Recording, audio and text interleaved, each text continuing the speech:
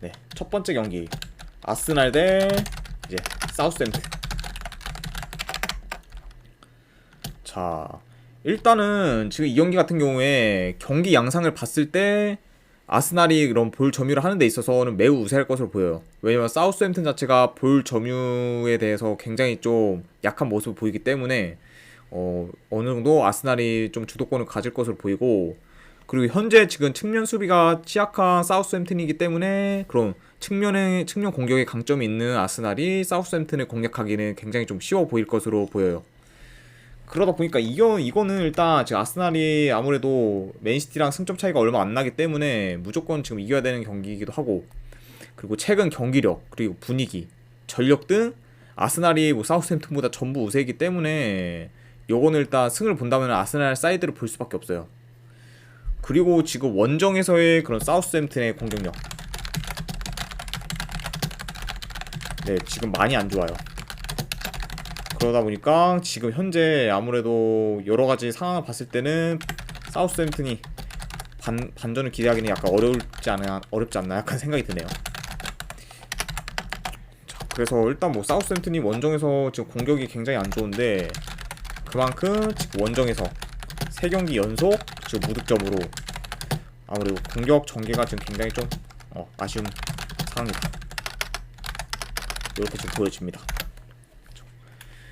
네, 게다가 뭐 이제 아까도 언급한 바 있듯이 아스날 같은 경우에는 지금 한 경기 더 치른 상황에서 맨체스터 시티랑 승점이 4점 차이예요.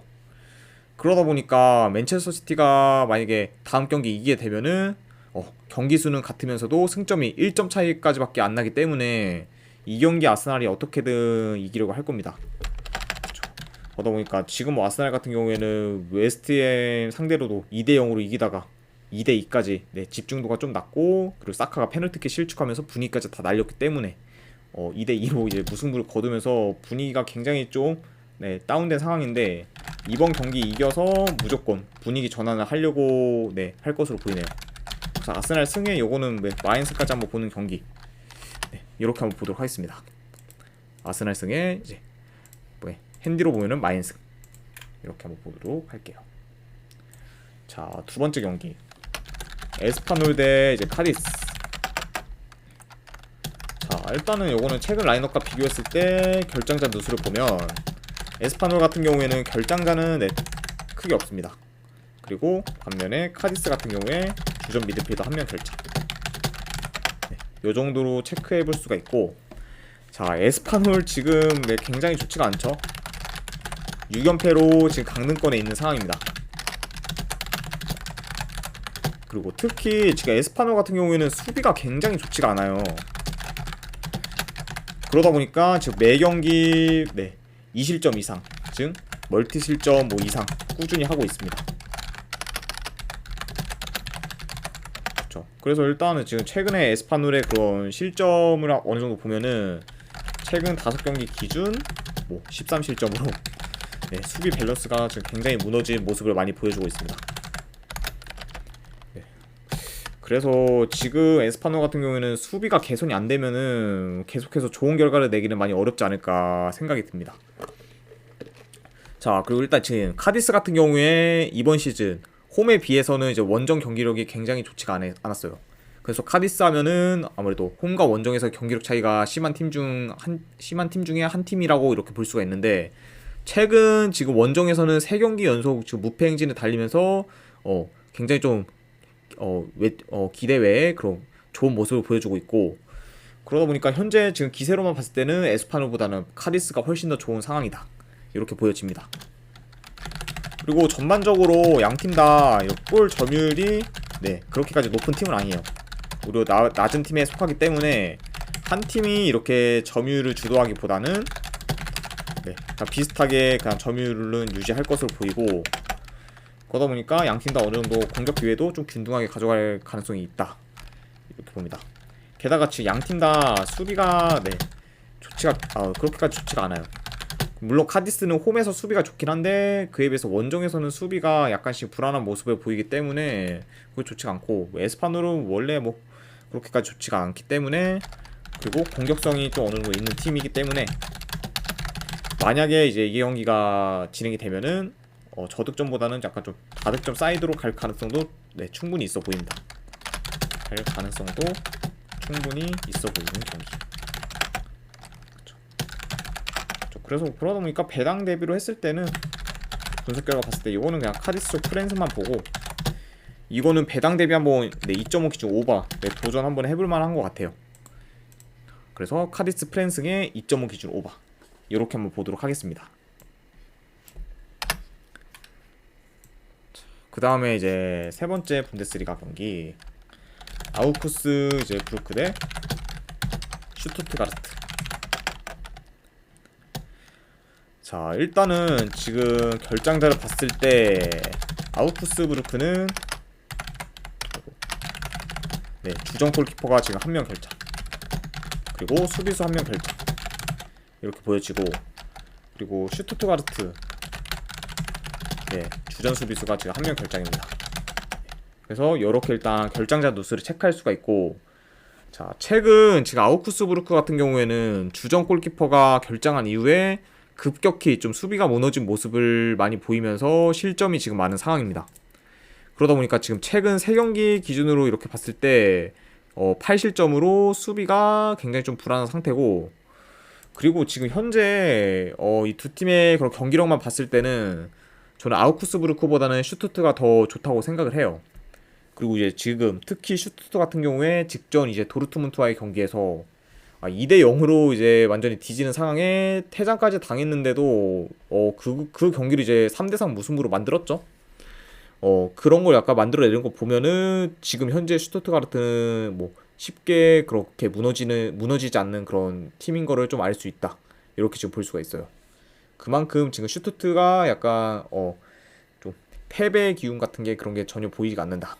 이렇게 볼 수가 있고, 자, 상대전적으로 봤을 때 슈투트가 최근 5경기 아우쿠스부르크 상대로 이제 4승 1패로 네, 우위에 있고, 그리고 지금 현재 뭐 경기력이나 그런 경기력 및 그런 공격 전개도 굉장히 컷백 같은 게 굉장히 좋죠, 슈투트가. 그러다 보니까 이런 것도 다 좋기 때문에 아무리 지금 슈투트가 원정이라고 해도 이거는 좀 아우쿠스부르크보다는 슈투트 사이드를 좀 봐야 되지 않았나 생각이 드네요. 자, 그래서 요거는 분석 결과로 봤을 때 저는 이거 슈투트가르트 쪽 승을 보고, 고배당으로 한번 도전해보실 죄송합니다, 발음이 꼬이네요. 고배당으로 도전해보실 분들은 햄무 한번 도전해보시는 거 네, 추천드립니다. 네, 그래도 이제 원정이기 때문에 그런 거 감안하면은 햄무 쪽을 보고 2.5 기준으로 오버 네, 이렇게 한번 보도록 할게요. 그래서 슈투트가르트 승, 햄무 2.5 기준 오버 이렇게 한번 보도록 하겠습니다. 자, 그 다음에 이제 지금 헬라스 베로나 대 볼로냐 경기. 자, 이제 현재 지금 결장자 누수를 한번 봤을 때 베로나 같은 경우에는 지금 주전 공격수가 한 명 결장, 그리고 볼로냐는 주전 수비수 1명, 그리고 미드필더 1명, 공격수 1명 결장이 상황 네, 이렇게 보여집니다. 그리고 이제 공격수 같은 경우에는 아무래도 볼로냐에서 지금 핵심 공격수인 아르나우토비치가 결장인 상황이고, 일단 지금 이번 경기 같은 경우에 두 팀 모두 중요한 게 베로나가 이제 이기면은 강등권 탈출에 지금 가까워져요. 그리고 볼로냐가 이기면은 이제 유로파 경쟁을 하는데 더 수월해지는 상황이다. 그러다 보니까 이번 경기의 이렇게 결과에 따라서 한쪽은 굉장히 좀 많은 이익을 취하지 않을까 생각이 들고, 자, 전체적으로 일단 베로나 같은 경우에는 롱볼 위주의 이런 플레이를 진행을 해요. 네, 그러다 보니까 롱볼 위주의 그런 공격을 하고, 이제 볼로냐 같은 경우에는 짧은 패스 위주로 이렇게 공격 전개를 합니다. 그러다 보니까 여기서 이제 말씀드리고 싶은 거는 전반적으로 이제 베로나가 롱볼로 이제 공격 전개를 진행하다 보니까 확실한 그런 공격 찬스나 네, 안 그러면 기회를 좀 만들기가 많이 힘들어하고, 왜냐면 롱볼 같은 경우에는 이런 선수들의 그런 컨디션이나 그런 거에 따라서 굉장히 좀 기복이 심한 그런 플레이이기 때문에 전반적으로 이렇게 베로나의 그런 공격 찬스는 좀 확실하게 잘 못 만들고 있다 이렇게 보고, 그러다 보니까 네, 확실한 이런 네, 득점 기회는 베로나보다 저 볼로냐가 더 자주 만들고 있는 상황이다, 이렇게 보여집니다. 그러다 보니까 좀 더 공격 쪽에서 이렇게 두각을 나타낼 수 있는 팀은 저는 볼로냐라고 생각을 합니다. 그리고 점유율 또한 베로나가 그렇게까지 좀 볼 점유에 능한 팀이 아니기 때문에 점유율 축구 위주로 하는 그런 볼로냐가 더 높게 가져갈 것으로 보이고, 그리고 공격 쪽에서도 볼로냐가 더 영향력이 있을 것 같다, 이렇게 보이지만, 근데 최근 이제 베로나가 지금 근데 홈에서는 쉽게 무너지는 경우가 잘 없어요. 그쵸? 그리고 막상 이제 어떻게든 이제 지고 있어도 끝끝내 골을 만들어서 무승부로 이렇게 마무리 짓는 그런 경기가 많기 때문에, 현재 뭐 여러 가지가 볼로냐가 더 나아 보인다고 해도 이 경기가 쉽사리 지금 볼로냐 쪽을 약간 단언하기에는 좀 무리가 있지 않나 생각이 들어요. 그러다 보니까 지금 약간 이런 경기는 좀 대등한 경기로도 갈 가능성이 충분히 있어 보인다, 이렇게 한번 코멘트를 남기고 싶네요. 자, 그래서 이건 어떻게 보냐라고 하면은, 이거는 뭐돼 이제 아무래도 고배당 자비로 그냥 하나 가져가 보는 게 낫지 않나 생각이 들어요. 볼로냐 쪽 햄무나 안 그러면은 무승부 쪽에서 하나 가져가는 경기로 자리 잡고, 2.5 기준은 언더 한번 보겠습니다. 아무래도 베로나가 지금 공격 기회를 너무 못 만들고 있어요. 그러니까 일단 득점하기도 굉장히 좀 힘들어 보이는 상황이고, 그래서 전체적으로 일단 볼로냐도 템포 자체가 그렇게 빠른 팀이 아니기 때문에 이거는 2.5 기준은 언더 한번 보도록 하겠습니다. 그리고 이제 마지막 프랑스 경기 남았네요. 자, 앙제 대 파리 생제르맹. 자, 일단 결장자 누수를 한번 체크를 해보면, 앙제 같은 경우에는 지금 주전 수비수가 1명, 그리고 미드필더 1명, 그리고 공격수 1명이 결장 중입니다. 그리고 이제 파리 같은 경우에는 수비수 2명, 그리고 공격수 1명 결장. 그 중에서 아무래도 지금 네이마르가 물론 결장한 지 좀 됐지만 어쨌든 결장 중이고, 최근 지금 앙제가 그래도 나름 폼이 괜찮긴 해요. 아무래도 홈에서 지금 니스 상대로 비기고, 그리고 직전 홈 경기에서는 릴 상대로 이기면서 좋은 모습을 보여주고 있는 상황이다. 하여튼 이렇게 보지만 여전히 경기력적으로 앙제는 불안한 요소가 굉장히 좀 많이 있어요. 그리고 PSG 상대로 전패기 때문에 상성상 지금 앙제가 많이 힘들 것으로 보이네요. 네. 그만큼 지금 파리 생제르맹한테 굉장히 좀 약한 모습을 보인다, 이렇게 보여주고, 반면에 이제 파리 생제르맹 같은 경우에는 최근 공격력이 지금 다시 살아나고 있죠. 그러다 보니까 뭐 직전 이제 랑스와의 경기에서도 3대1로 이기고, 그리고 이제 지금 침투나 그런 측면 공격이 강점인 그런 파리 생제르맹이 앙제한테 좀 효과적이기 때문에 그런 약간 강점을 살려서 이번 경기 약간 좀 쉽게 가져가지 않을까 저는 생각이 듭니다. 네. 그만큼 지금 이제 앙제가 파리 생제르맹한테 약한 것도 약한 거긴 한데, 파리 생제르맹의 이런 공격 루트를 보면은 전부 다 그런 앙제한테 굉장히 좀 효과적인 그런 공격 루트가 많아요. 굉장히 뭐 위에서 언급한 바 있듯이 침투나 뭐 측면 공격, 역습 같은 것도 결국에 앙제가 좀 공수 전환이 느리기 때문에 이런 걸 다 고려하면은 이번 경기는 좀 앙제가 굉장히 좀 힘이 들 것으로 보이고, 게다가 지금 당연히 파리 생제르맹은 메시 그리고 음바페가 있다 보니까 기동성도 굉장히 좋은 편으로 볼 수 있습니다. 그래서 이것도 분석 결과로 봤을 때는 저는 이거 파리 생제르맹 쪽 승을 보고, 그리고 이거는 원정이긴 하지만 그래도 마인스까지 보는 경기로 가져가 보도록 하겠습니다.